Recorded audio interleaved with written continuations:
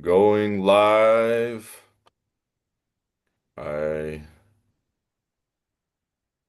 have this bar that, oh, there it is done. Okay. Ladies and gentlemen, welcome to another live. Oops. Can you hear that? Yeah, look, I just heard that. Okay. How do I stop that? It's not doing it now. Okay, so we're good. Now we are. Okay. Okay. The beginning of all of our episodes is rocky. But, ladies and gentlemen, welcome to another sensational, stupendous, invigorating, spiritual, breathtaking episode of MatlockTalk. Jake and I here talking about things that pertain to life and godliness, things that we've learned along the way through mostly the scriptures, but also other books along the way as well. We are given authority to make observations of the world around us, and it's great to learn from other great thinkers as well. Today's episode is the power of incremental change. The Oh, To define that, we're talking about the importance of learning that making small changes ends up having big results. And we're usually when we try to change too much at once, our fleshly minds are usually too weak. I mean, weak maybe isn't the right word, but we're too ingrained to make changes, and it's so difficult to go from one direction to another because it's actually hard work to do that. So making small changes is usually the best way to make progress. It's like the exponential graph. You start doing this, and then eventually all the small changes start to move in an upward direction. So I'm gonna turn it on over to Jake now and see what uh, gems of wisdom he has prepared for us on this episode. um, incremental just means small changes, and it's what I've gathered from the book. And of course, is you sum it up in a few choice words: is small, wise choices that can lead to big choices or big changes that will, like you said at the beginning, lead to what's the word for it? Having a bigger impact on your life. So if you change, um, and these small little impactful changes or incremental changes will lead up to bigger, like little ripples in the wave of the ocean. You know, small things like eating healthier will lead to um, you feeling better down the road. Um, the reason why you make these small changes, um, me, who's always been an impulsive person my whole life, I've always been black or white. Um, I'll see something.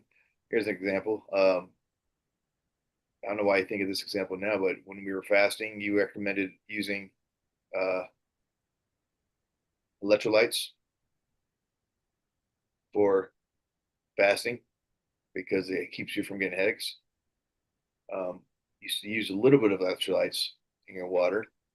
But what do? I add a whole bunch of electrolytes into my water, thinking more is better. That's not the case. Mm, And I got, it made me sick. hmm Dad always taught us moderation and everything. So little changes, a little bit of electrolytes. That's a small example, but um, if you eat healthier and you give yourselves um, less chance of letting yourself down, that's a big reason for me. When I first started getting back into the gym, I gave myself realistic goals that would motivate myself. Uh, the human psyche is very sensitive and very, it can go one way or the other. So when you feed into that, um, if you give yourself an unrealistic goal, like, I'm going to go to the gym 5 days this week and be in there for an hour and a half at a time, it's just not going to happen. But if you just tell yourself you're going to drive to the gym and go for a few minutes a day, then that's an incremental small change that can lead to a change in your whole lifestyle. And overall, you just feel overall better. And if you're being more active, if you're eating healthier, Right. sound like you barfed. Oh, really? That was just a cough. I was trying to not cough into the microphone. Apparently, it didn't. I was unsuccessful. Yeah. No, actually, that last thing that you said is important. It's important to understand ourselves as much as we possibly can. We get these lofty ideals that, man, tomorrow I'm gonna be benching this much weight and I'm gonna be making this much and I'm gonna be having these relationships and all this and that. And when we don't get what we want right now, we get upset. And that's the paradigm that we're living in right now, where there's so much instant gratification, but the things that actually have true value and meaning actually take time. There's the old Amish saying that I heard somebody say, a fence that goes up fast falls down fast. Hmm. And there's the part about ignoring ourselves, and this is what you were touching on, is the human psyche is sensitive, I think is what you said, or it's fragile. And that's true. We change is painful, and it's really weird. Like there's an actual pain associated with trying to move away from bad habits and moving toward good habits. And those aren't necessarily happening simultaneously, that you don't have to. Sometimes you have to stop a bad habit and then you can replace it with something else that's numbing or no good, Like it's like, you know, you can quit smoking and replace it with TV or something, like that's no good either.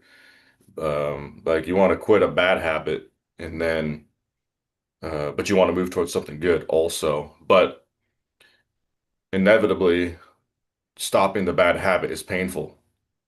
And vice versa, starting a new habit is often painful. And um, there's a lag effect. In fact, the book is,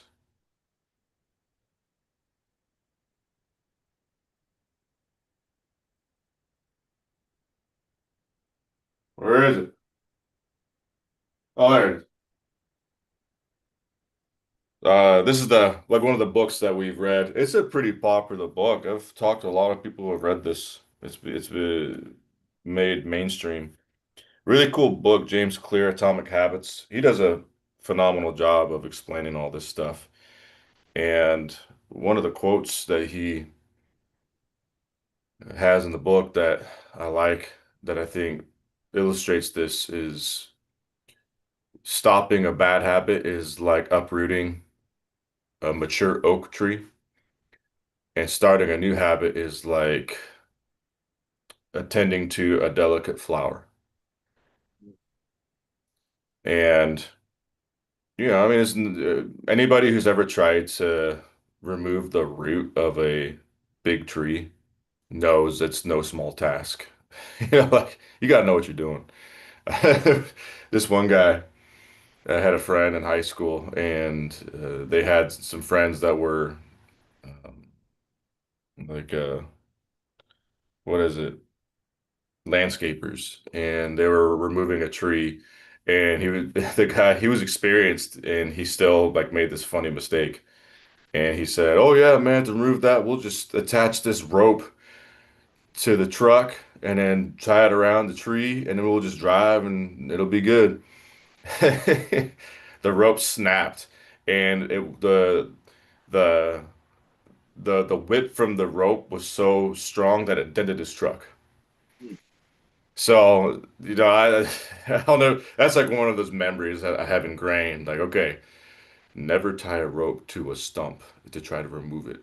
Like it's no joke. You have to use leverage and other mechanisms to remove a stump, or just grind it down, and it's a lot of work.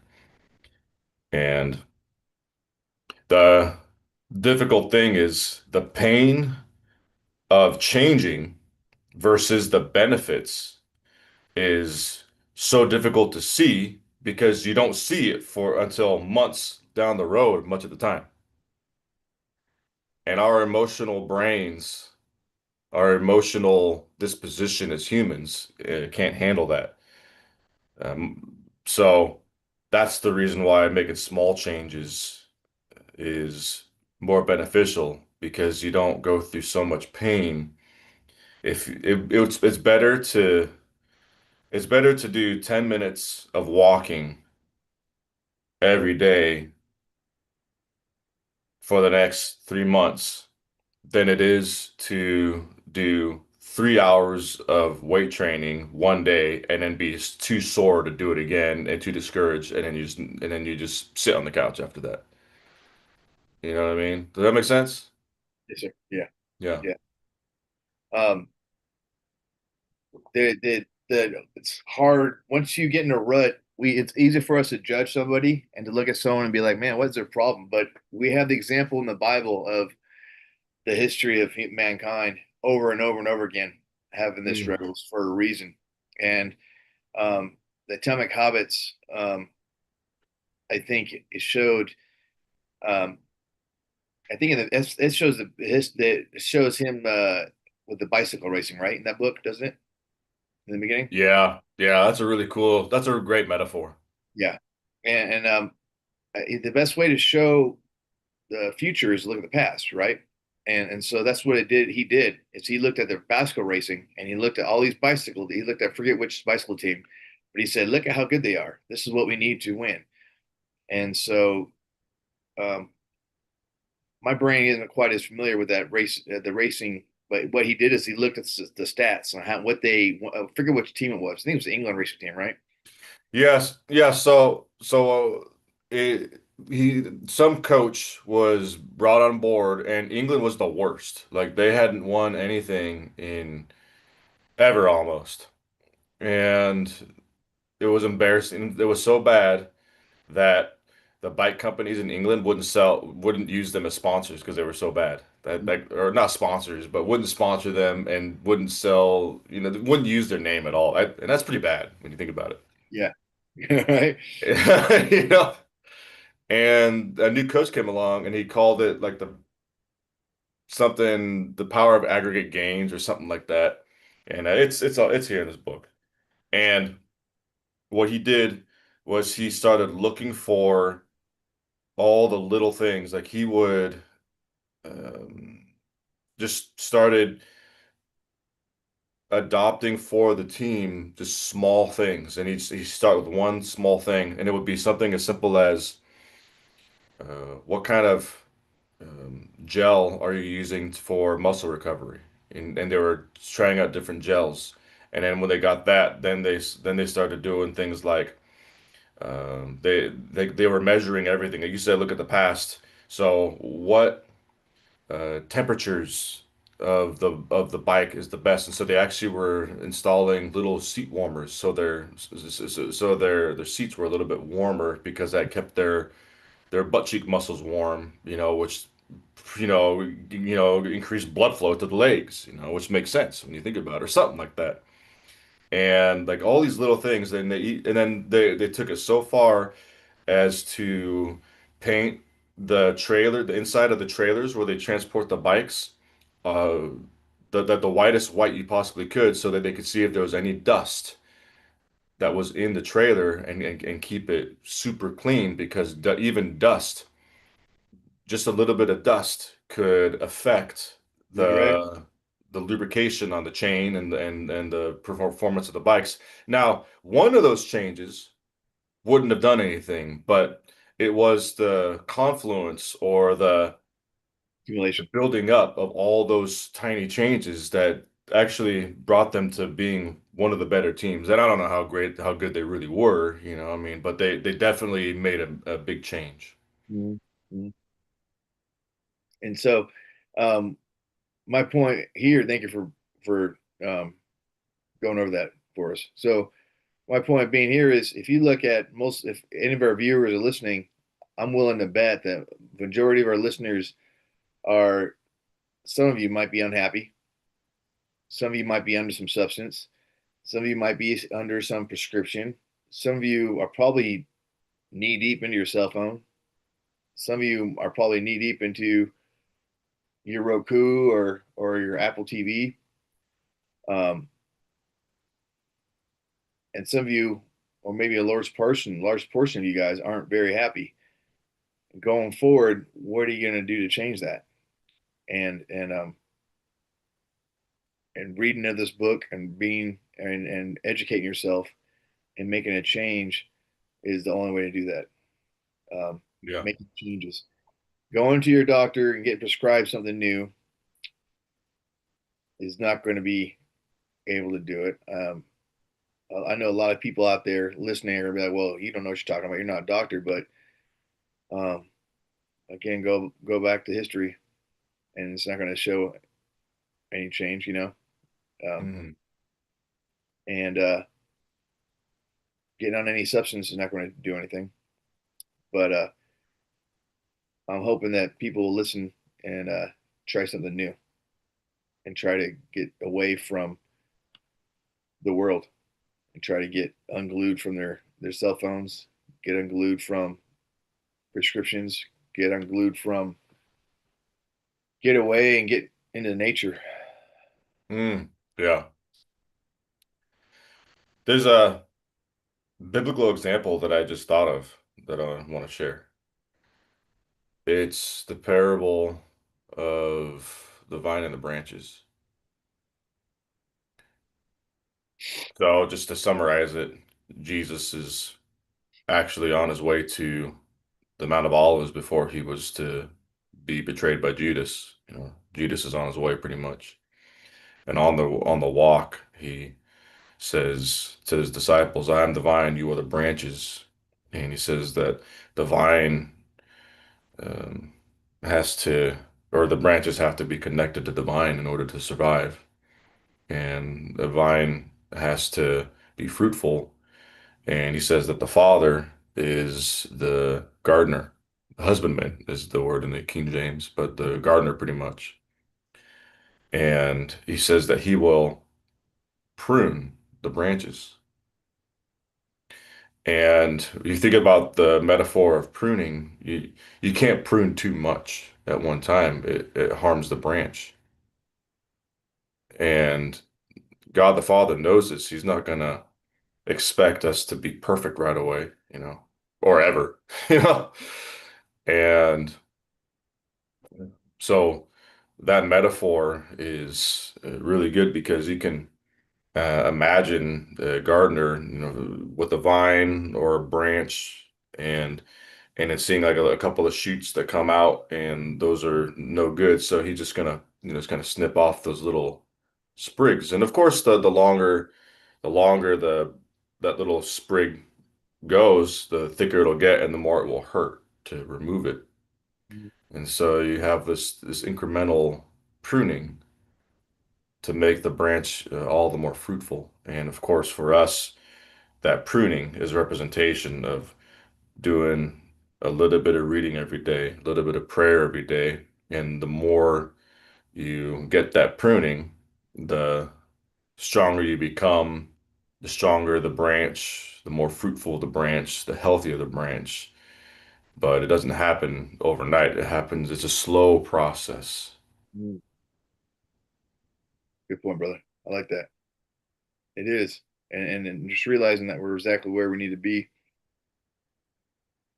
It's important to keep a note, and it's hard to keep that in mind because we get impatient sometimes, don't we? I know I do. I Oh man, yeah. want to sit That myself. impatience, that impatience, that's the enemy. Um, when I looked up verses that we thank AI for this, for verses on incremental changes. Paul wrote in 2 Corinthians 3:18, we are changed into God's likeness from one degree of glory to another by the Spirit. And again, Paul writes in 2 Corinthians 4:16, outwardly we age, but inwardly we are renewed day by day. So again, our physical appearances age, but we are inwardly just as fresh and like spring chickens, really. Hmm. We really are. The spirit is willing, but the flesh is weak, right? Mm. And then in Philippians 1:6, God finishes the good work he starts in you over time until the day of Christ. So God's been doing this, working in us since the very beginning. We just didn't know it the whole time, you know? Hmm. And then Proverbs 4:18 says, the path of righteous is like the first light of dawn, shining brighter and brighter until the full day. And Zechariah 4:10 says, do not despise a day of small things because God rejoices to see the work begin.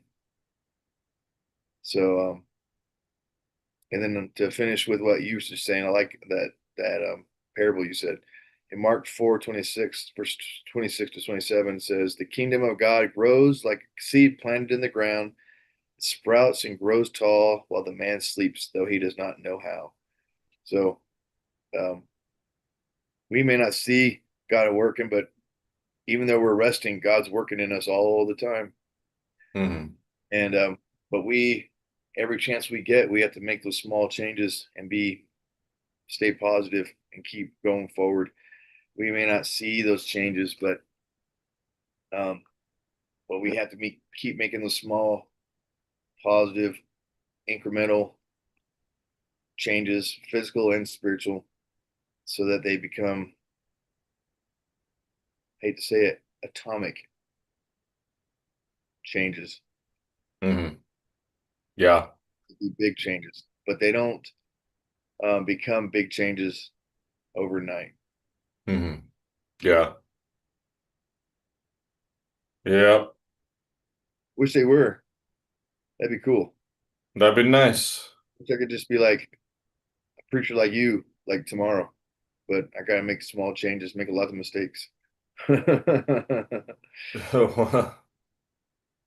said I wish I could preach like you, but I make a lot of Oh, mistakes. preach like oh,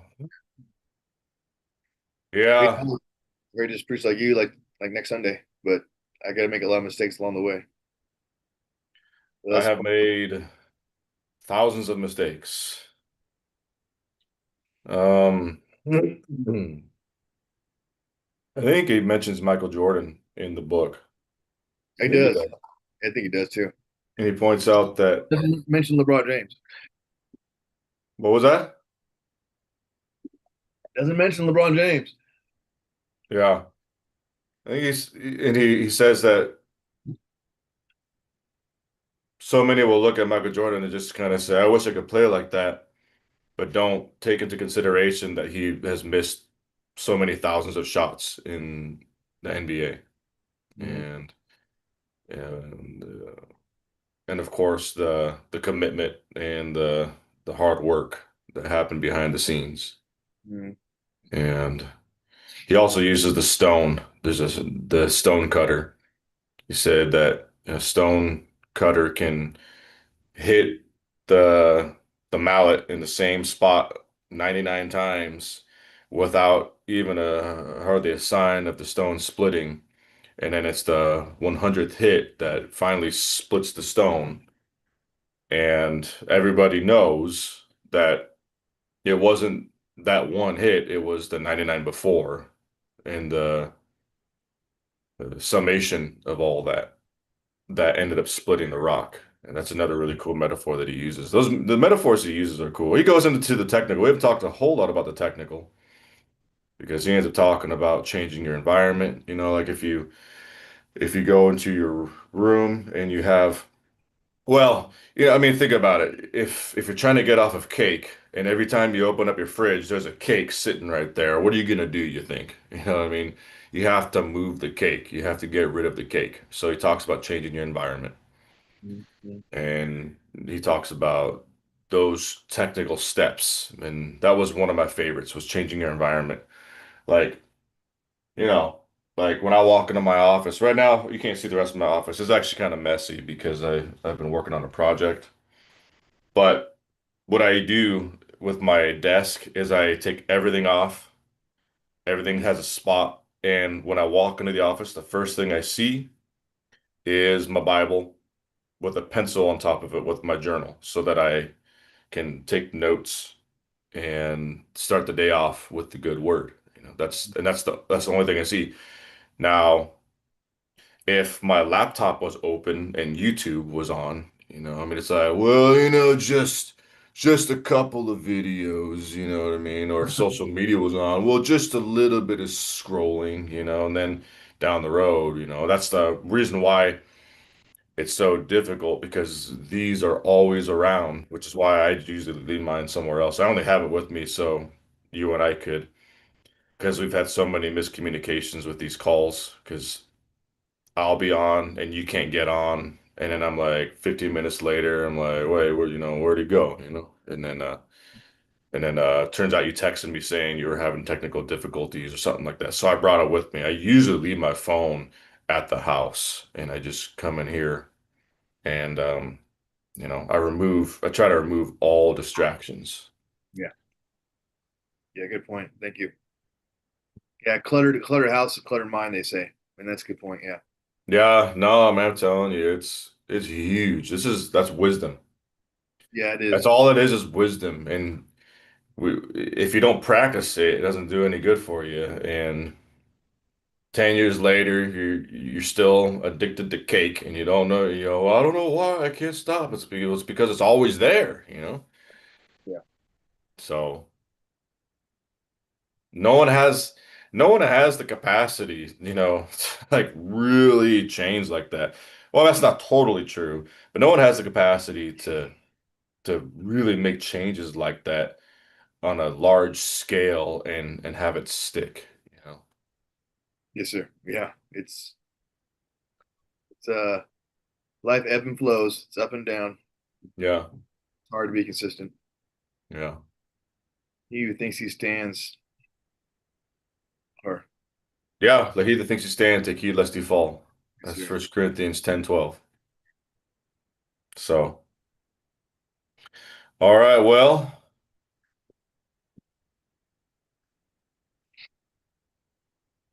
Atomic Habits, Tiny Changes, Remarkable Results, an easy and proven way to build good habits and break bad ones by James Clear. That's a good book.